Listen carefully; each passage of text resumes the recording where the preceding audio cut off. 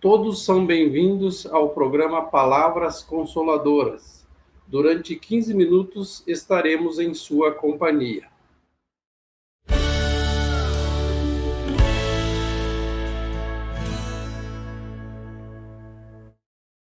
Nosso convidado de hoje é Clênio Lopes, é palestrante espírita, integrante do Grupo Apoio Fraterno Caxias do Sul como voluntário, também psicólogo e escritor. Seja bem-vindo, Clênio Lopes. Obrigado, Jair. Obrigado pela oportunidade que a gente possa fazer ótimas reflexões. Obrigado. O nosso tema de hoje é o uso de drogas e suas consequências para a vida. Quando nós tratamos o assunto sobre drogas, não podemos deixar de relacionar ao momento atual de uma sociedade que sofre as influências e impulsos, mas o envolvimento ou decisão de uso está relacionado relacionado a cada individualidade, conforme suas questões e anseios. Mas todos podemos buscar o equilíbrio no apoio com uma decisão mais concreta de nós mesmos, de mudança, de comportamento. Portanto, as drogas existem, estão aí, e são um desafio que deve ser tratado com seriedade e responsabilidade. Então, quando juntamos esforços terapêuticos a um acolhimento de quem sofre com a doença da dependência química, vemos uma luz na reestruturação individual do indivíduo e do convívio saudável no meio ou com a família. Diante disso, Clênio, onde começa a problemática da dependência química? Então, Jair, é uma boa questão, porque quando a gente pensa, né, na questão da dependência química, nós temos que compreender que ele é um adoecimento que é do nosso corpo físico, mental e espiritual, e carregamos tendências, né, enquanto seres humanos, de buscar por paixões, né, por viver pelo princípio do prazer. E aí é nisso que a pessoa se perde, né? Na questão do seu orgulho, da sua vaidade. Isso faz com que esse movimento, né? Essa vontade que cada indivíduo tem de vida, muitas vezes fica distorcida. Então a gente sempre sabe, a gente pensa, né? Que o adoecimento do corpo, da alma, precisa desse olhar interdisciplinar, né? Então, porque é uma doença que ela é do biológico, a gente sabe que existem tendências que são genéticas, mas elas não nos definem. E aí nós carregamos uma genética que vai além desse plano físico. Então, não quer dizer que tu vir com a tendência à dependência química, que tu que tu vá se tornar um dependente químico. Porque aí existe o nosso ambiente, né, a nossa família, esses fatores ambientais e sociais que também influenciam na questão da dependência. E essa origem, ela vem de uma fragilidade emocional, porque por trás de qualquer dependência, né, existe uma falta afetiva, né, que precisa ser investigada a raiz disso, através do quê? Né, do autoconhecimento, da reforma íntima, desse olhar, né, por que buscar por essas paixões que são momentâneas, mundanas e provisórias, ao invés de buscar um dia de cada vez esse autoconhecimento e essa reforma íntima. Muito bem. No Livro dos Espíritos, na questão 911, ela nos alerta exatamente no que tu falou, nas paixões.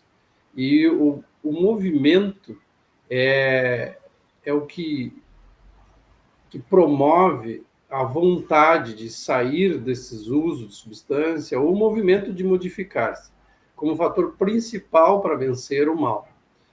Então, o que leva alguém a buscar as drogas? Exatamente, são esses múltiplos fatores, né?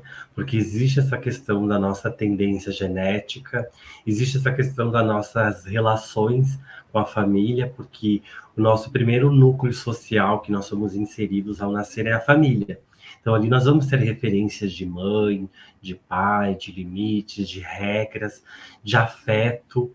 E muitas vezes a família, né, dentro de uma relação disfuncional, não consegue verbalizar os seus sentimentos, não consegue expressar isso.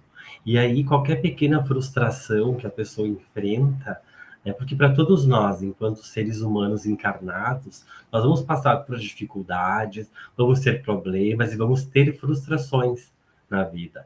Agora, como cada um vai lidar com essas frustrações, vai depender dessas ferramentas internas de auto-amor, de autoconhecimento, dessa busca desse melhoramento. E aí a dependência química, ela vem como se fosse uma fuga, né? Uma necessidade da pessoa anestesiar aquela dor, aquele sofrimento, porque não consegue lidar nesse momento. Então, o que nós precisamos entender e trabalhar enquanto um grupo, enquanto indivíduos, né, nessa família, é acolher esse sofrimento. Entender que nenhuma pessoa acorda um dia e decide fazer um uso compulsivo de alguma substância. Então, são fatores emocionais que precisam ser olhados, acolhidos e não julgados. Por isso que entra a importância de buscar ferramentas, de dar esse primeiro passo, de aceitar a sua impotência diante daquela substância ou de algo que distorce, né, a pessoa da realidade. Porque para todos nós a realidade ela é um pouco dolorosa, mas ela é um pouco, porque ela é transitória. Então, quando a gente aprende, né, a buscar ferramentas internas para lidar com as nossas frustrações, essas emoções não vão distorcer a realidade. Aí, quando uma pessoa busca anestesiar a dor, ela só está aumentando e dimensionando isso. Então, é justamente pensar nesses gatilhos, né? Da onde que vem essa sensação de abandono ou esse medo, né, de enfrentar a vida.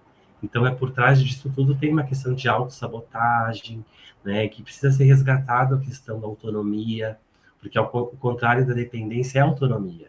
Então, é como que esse sujeito pode, né, identificar o seu adoecimento, mas buscar ferramentas de lidar com ele para que ele não se torne, né, uma pessoa passiva nesse mundo, e sim uma pessoa que assuma a responsabilidade das suas escolhas, das consequências dessas escolhas e assim por diante. Muito bem. Profundas as reflexões, né? Porque o ser humano é complexo. No capítulo 17 do Evangelho segundo o Espiritismo, no item 11, trata sobre cuidar do corpo e do espírito, que influi sobre a alma cativa e seu equilíbrio. E o Espiritismo traz o auxílio nesse esclarecimento. Quando o dependente químico, então, admite que é impotente, identificando suas fraquezas e tendências ao uso de drogas lícitas ou ilícitas, ele estará no caminho da abstinência. Diante disso, então, Clênio, como solucionar a questão do uso de drogas? Isso é um grande desafio, né? Porque, como diz ali, o primeiro passo é aceitar a sua impotência, né? Mas não no sentido passivo, né? Porque quando a gente fala na doutrina espírita de resignação, nós não estamos falando de uma pessoa passiva aos problemas que enfrentam, e sim alguém que encara e busca alternativas de solucionar. Então, o primeiro passo é reconhecer que existe um problema, né, que esse problema ele vem, né, da questão da sua genética, da sua história de vida, da sua transgeracionalidade, né, e de tendências de outras vidas. Então, a gente sabe que quando a gente fala, né, a psicanálise, que é um dos estudos, né, que busca aprimorar o conhecimento do ser humano e trazer à tona essas questões, né, do nosso inconsciente, justamente acredita nisso, né, de que a gente tem uma história transgeracional. E olha que isso é ciência, né? E aí entra a espiritualidade que nos mostra que essa transgeracionalidade são histórias de outras vidas, de outras existências, que a gente vai carregando ao longo delas esses traços e essas tendências. E aí a tendência ela não nos define, porque a dependência química ela é um sintoma de um adoecimento emocional, social, familiar. Então precisa ser olhado dessa forma mais ampla e mais abrangente. Então, quando a pessoa dá o primeiro passo de buscar apoio, de buscar ajuda, a família tem que estar incentivando que isso aconteça, porque a família é a nossa rede de apoio, né? E se nós estamos naquela família, diante daquela dificuldade e daquele problema, é porque é ali que nós vamos tirar ensinamento para nos aprimorar, para nos edificar. Então, a gente sabe que todas as nossas escolhas têm uma consequência. Quando a gente assume a responsabilidade do nosso tratamento, entende que nós não vamos mudar 15 anos de uso em 15 dias, mas sim de um dia de cada vez. É um passo por vez. Né, poder entender, só por hoje, né, essa manhã eu não vou fazer uso, essa tarde, essa noite, e essas mudanças, elas vão ocorrendo, porque a pessoa vai se identificando, que como é prazeroso ter consciência do que está fazendo, né, eu escuto muitos relatos de pessoas que vão numa festa à noite, e no outro dia não lembro de nada, aí a gente vê, quando estuda esse comportamento, da questão da autossabotagem, de como a pessoa não consegue reconhecer aquilo que ela tem de bom, aquilo que ela tem de melhor. Então, o objetivo do Grupo Apoio Fraterno, né, quando acolhe o dependente químico em recuperação, é acolher também esse familiar, que muitas vezes está em sofrimento e não consegue entender essa dinâmica da dependência. Porque muitas vezes a abstinência, Jair, ela acontece depois de muito tempo que a pessoa está sem uso. Porque vem as tentações, né? Vem esses gatilhos, então a pessoa tem que estar muito fortalecida. Ela tem que realmente se sentir apoiada e amparada e não julgada. Então, acho que o grande desafio que nós temos nesse tratamento, né, independente da questão de buscar terapia, né, complementar, precisa da psicoterapia, né, da psiquiatria, porque o medicamento ele auxilia, né, na questão da abstinência, para a pessoa ficar menos ansiosa, mas ela precisa identificar de onde que vem essa ansiedade, de onde que vem essas fugas, para que ela possa se resgatar, né, que ela possa fazer esse ato de alto amor, como as obras da Joana de Ângeles, né, que tem vários vídeos até na internet, que a gente pode pesquisar, que é maravilhoso poder compreender a importância do alto amor, de tu perceber a tua potencialidade, identificar as tuas fragilidades e buscar apoio. E a dependência química é mais uma dessas fragilidades. É olhar para o dependente químico como uma alma, um ser em sofrimento, né, e desconstruir essa visão estigmatizada, que muitas vezes rotula o dependente que não quer se ajudar, que não quer ajuda. Claro que a pessoa quer, mas muitas vezes é uma força maior, que a gente sabe que tudo aquilo que a gente, né, por exemplo, o álcool, ele tem uma energia etérea, que vai atrair espíritos afins. Então a gente tem que se desconstruir dessa imagem limitada, que é só uma questão física, né, porque sim, ela é física, ela é ambiental, mas também espiritual. Por isso que a gente encontrar, né, através da espiritualidade, esse desejo de autoconhecimento, a própria doutrina espírita, né, quando ela fala da reforma íntima, é o que ela é íntima, ela começa no nosso pequeno interior, nos nossos pensamentos, nas nossas palavras e nas nossas ações. E aí isso acontece de um dia de cada vez. E isso é uma tomada de consciência muito importante no tratamento. Muito bem, então nós vamos para o nosso fechamento, né? O Grupo Apoio Fraterno traz em sua dinâmica ferramentas para mudanças de atitudes com novos hábitos, né? Que a pessoa pode ir adquirindo, pode se desenvolvendo e que podem, com responsabilidade, levar à melhora do dependente químico e dos codependentes, os familiares. Isso faz com que aconteça um exercício do amor fraternal para refazer o equilíbrio, né, rumo à paz do Cristo. O apoio fraterno, completando esse ano 10 anos, já completou agora, 2021, 10 anos, e que está, nesses 2 anos de pandemia, de forma online ainda.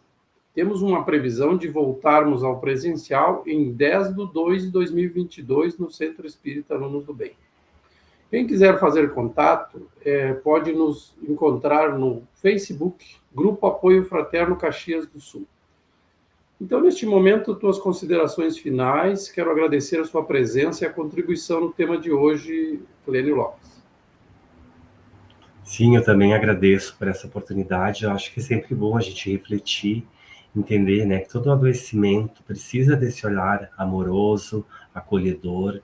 E qualquer momento que estejamos vivendo hoje, é entender que é transitório. Então, que é possível, sim, vencer a dependência química, é possível, sim, resgatar esse auto-amor, esse autocuidado e essa autonomia.